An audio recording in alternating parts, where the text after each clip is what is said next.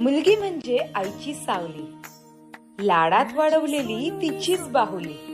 आईसारखं व्हावं असं वाटतं प्रत्येकीला, पण आईचं मागणं फक्त एवढंच की सर्व सुखे मिळावीत माझ्या लेकीला. मुलगी पिल्लू असते तर आई लक्ष ठेवणारी घार, या दोघींनाही असतो एकमेकींचा आधार.